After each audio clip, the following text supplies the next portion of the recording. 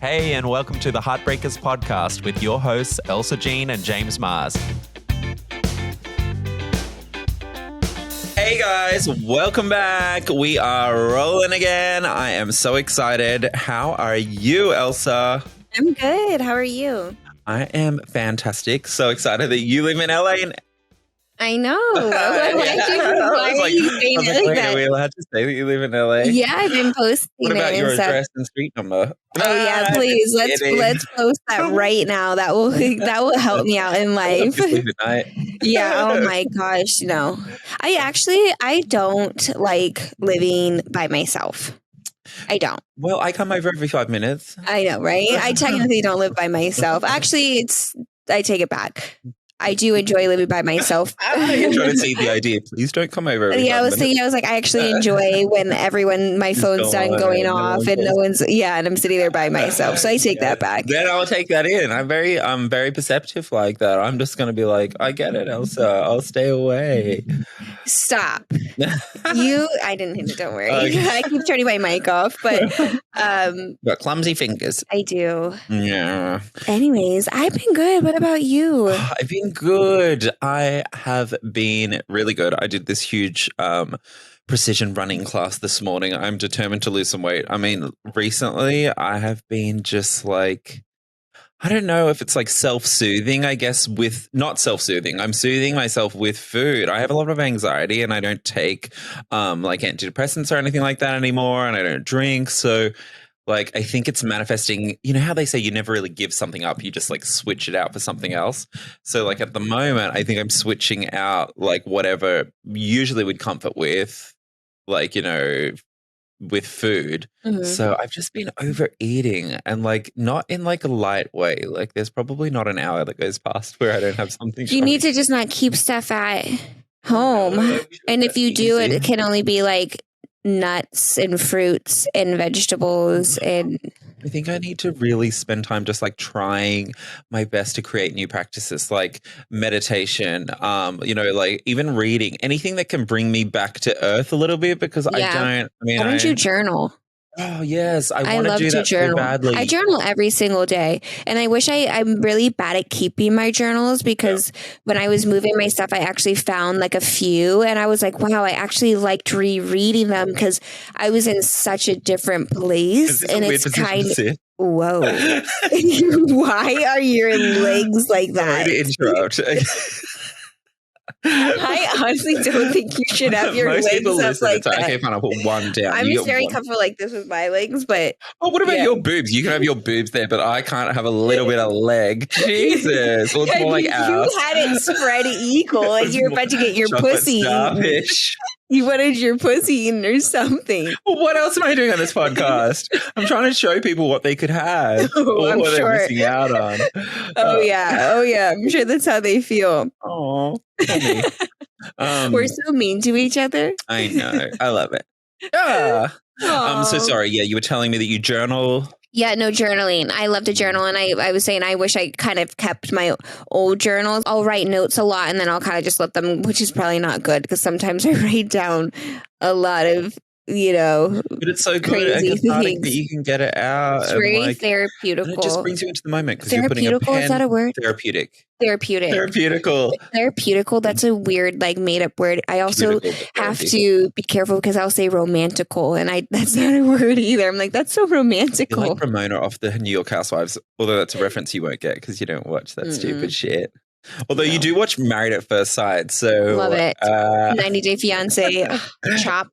You're just like a lover through and through. So you want to see people fall in love, fall out of love. Hopeless romantic. Yes. No, I truly am a like hopeless romantic. Did you like that Pamela Anderson documentary? Someone just told me that yesterday reminded them of Pamela. That's a compliment. I know for sure. That. No, for sure. But there are a lot of. What was your take on the Pamela documentary? Oh my gosh! Like almost identical. Like so many things are just so similar to how I grew up. How just all of it.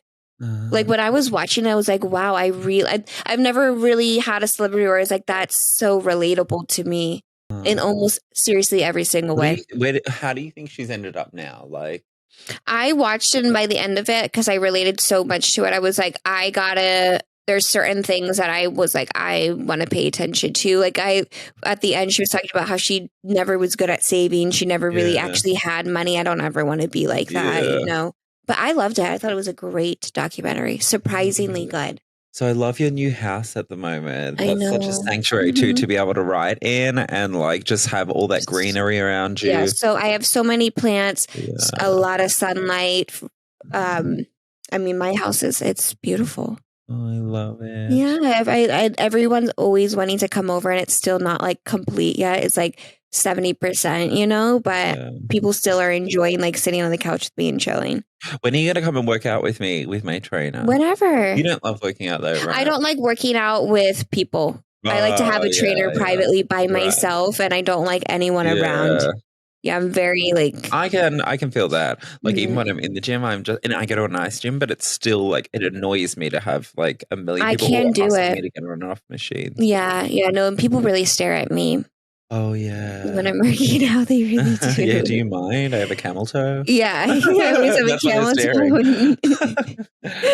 Oh my goodness. Should we do our questions? Let's get into it, it's been girl. so long. So, my soon-to-be husband is having his bachelor party a month after our wedding. For some context, my fiance and I have been estranged since July.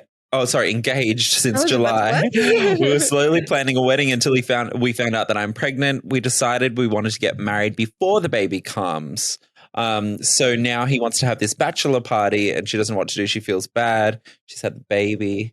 And he's off to make. I mean, she was all. Well, it just has to be. Why is she upset with a bachelor party being later? Does she feel left out? Yeah, they already got married, and she's stuck at home with the baby. I mean, that's a tough one. Is because. But here's the thing: just because you're pregnant and you've both made that choice, does he get to go on his bachelor party? I would say if that was me, I would say yes, but you need to be extra respectful towards our marriage and our child. And I would never just in general tell my significant other they can't even go on a Vegas or, you know, to someone else's bachelor party also, or to... They got married because they had a baby and they wanted the baby to not be a bastard, I guess. Yeah, that's another thing is did you really need to rush... Did you really need to rush having children? Is this a consequence of not being responsible? Did you really need to rush the marriage? I don't think that I think I'm trying to favor it towards her just because I don't understand, but I could see the position that she's in where she's like, man, now I'm at home with the baby. He gets to go off and do other stuff. But you could also make an agreement to, I get to have a girls' trip whenever I feel comfortable enough leaving the child.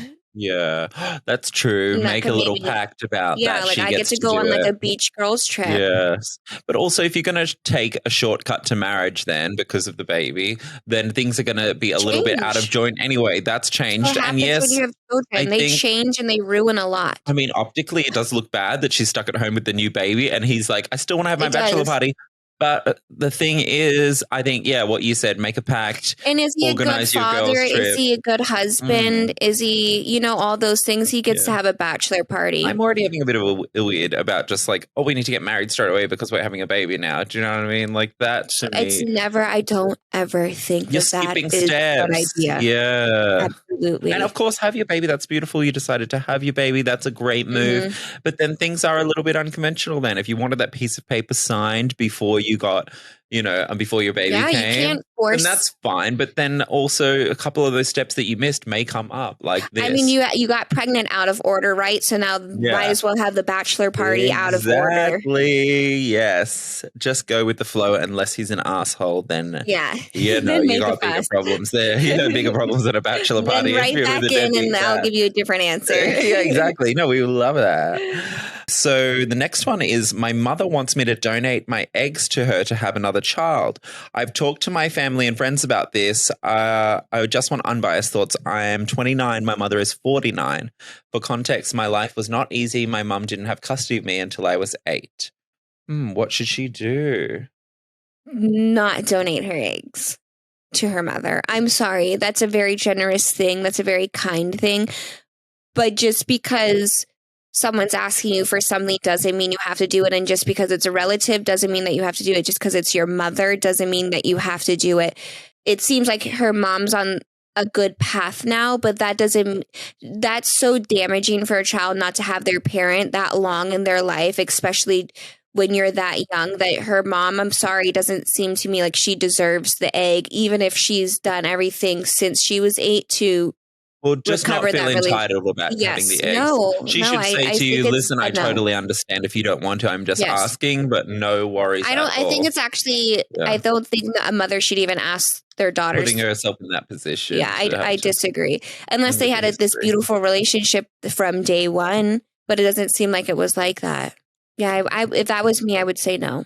Mm-hmm. I really would. All right. That was a heavy one for some reason. The next one is, if there was one person in this world you wish you could fuck, who would it be? Anyone, celebrity, real person you want to tell us about? Although, make it be a celebrity. A celebrity? Okay. Yeah. Manny Montana. The guy. What is that? Manny Montana is the guy from Good Girls. Did you ever watch Good Girls? No. I have such a problem with bad. Yeah, please. Oh my God. Put Manny Montana from Good Girls, because he actually looks very different in the series than he does in real life. Oh yeah, he's cute. I can't believe that this is the one guy in the world though that you were like. Yes, I'm telling you. You like him looking bad. You like it. No, let me. We're on a podcast here. Okay. Oh my God, she was signaling into her tuha. It's the way he acts in that series. Right. That he's just such. I love a bad guy that loves really hard. I have such a problem. Like, you want to no, it's not even about the fixing, because I don't have the patience for it. I love a guy that passionate, just passionate and everything. I love a guy that's just a bad guy that loves their significant other. Ooh, I have to ask this new question. Okay. How would you describe the taste of your own vagina? That's so crazy. I know you have to. How would I describe it? Okay. I've never tasted my penis, so I can't tell, but I know women have it different. I know I've tasted it, right? Because it's like, switching back and forth, like between positions. Pennies? No, that's not what a pussy tastes like. It really is an undescribable taste. It's not something that you can. I know people are like, oh, mine tastes sweet. It tastes like this. But that's not really how. Well, it doesn't. I wouldn't say it's definitely not sweet, but it's not sweet. I don't know. I cannot describe the way a pussy tastes. I know everyone always lies about it and whatever. Well, maybe people could tell us on our Twitter or our Instagram if you've tasted your pussy and if there is a taste to it, because maybe that's true and that no one knows. And there's always so many different fluids too on top of it, that depending sweat, what you're eating, pre-cum, all of it. Next question is, I've come home from work and overheard my boyfriend talking bad about me to his male friend on the phone. I never speak poorly about him to girlfriends. I think complaining to others about your partner colors how they see them. I brag about him to my friends. I want them to know how lucky I am and never disclose any issues we're having. I don't know if I should mention this to him or not. Absolutely.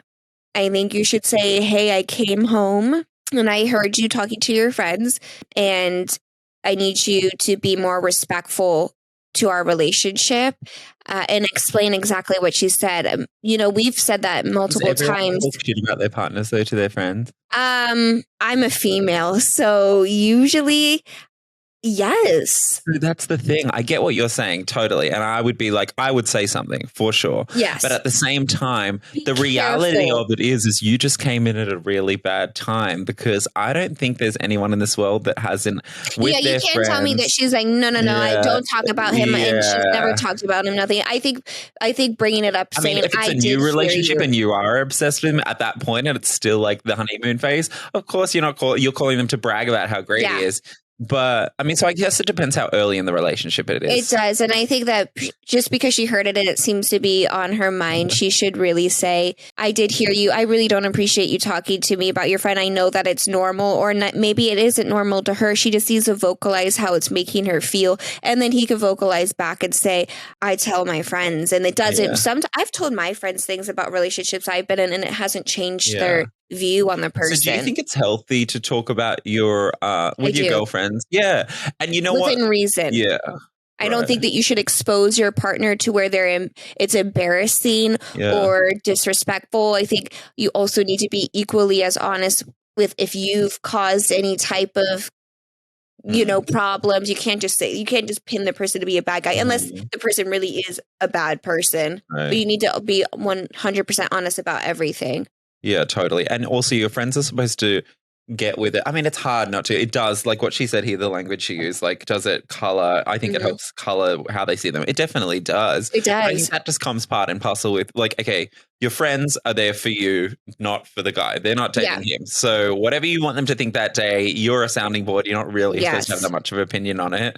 It's supposed to just be like, you're really actually just supposed to listen. A therapist. Listen. And have you ever had a friend where you said, I can't listen to this anymore?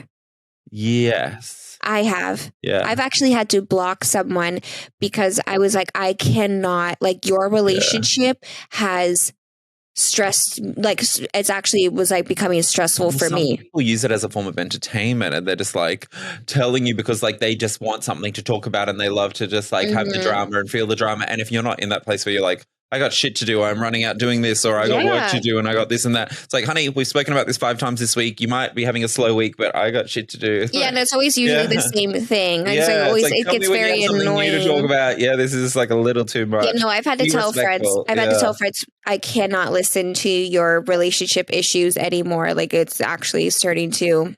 Yeah. Actually, one of my friends was texting me earlier today, and she was like, she was just being kind and saying, hey, how are you? And I said, I'm good. She's like, so what's new? And I was just like, I'm actually done telling people, even if I'm happy, because so many people share their opinions and it's becoming so exhausting, and so I sometimes don't understand people who are always talking about the same thing. Right. Are you okay with getting the same answer? You know what I mean? What way, like? So, like, if I have a friend that's always complaining about their significant other, they tend to always complain about the same thing. I'm always going to give the same answer. So I don't really understand. But I also kind of processed today where I was like, I got to keep a lot to myself and I need to be very careful. Some people just like complaining, though, too. It's kind of their language. Yeah. So then you have to be like, oh, shit, I think that I'm actually friends with someone who likes to complain and like this, and then I think you just become used to it. That's the conversation. Those are hard. And some people are just because you've known them for so long or whatever, you just like, but then even having this conversation now, I'm realizing some people that I can get rid of in my life, but you just don't do it because when there's no around, then you need to call them and you just like, and then you're like, oh, there's that chick that I don't feel bad talking to about anything because like she has unloaded on me so many fucking times and I know how much of a fucking mess she is, So, but then is that good for you? Like it doesn't really level your own relationship. I've definitely like this year, honestly, I've really cracked down on people who contribute to my happiness or sucking not energy. Like if there's you're a lot of soul suckers, and then like you walk, they feel all recharged, they got what they want, and then you walk away going, oh my god, like I just don't have. Something I really learned when I'm getting old, as I'm getting older, is I don't need to hold on to friendships or relationships for nearly as long as I think that I do. And that comes in even like when it comes. I'm not very close with most of my family members, but like I've even had to be like, I can't hold on to these things because a lot of people really can affect you. And I don't know why we're all programmed to hold on to things. Why? Why is it? There's billions of people in the world. Why are we holding on to certain people? Because we don't like change and the familiarity. I love change. I love change. Really? And I have a lot of people in my life. So I'm like, why am I holding on to these people who are not, they're being so negative? Yeah, they're not serving you and the friendship in any kind of way. Even if they're not doing anything to me, they're actually doing something to me. Just having people who are complaining and who are negative, I cannot do it. I absolutely can't any longer. Right. Well, that's your New Year's resolution. Yes, it is. It really is. It's hard. Stick to it. Okay. What name would you prefer to be called? Brainy, sexy, cool, or cute? Baby girl. I know that's not on there. I love to be called baby girl. Baby girl. I don't know. And princess. So I guess yours falls under... Oh, that's cute though. Sexy, cute. I think mine are more cute. I love princess and I love baby girl. Cute, whatever, I guess. I guess cute because it lasts longer. Sexy is like towards the end. I feel like I just want to be sexy.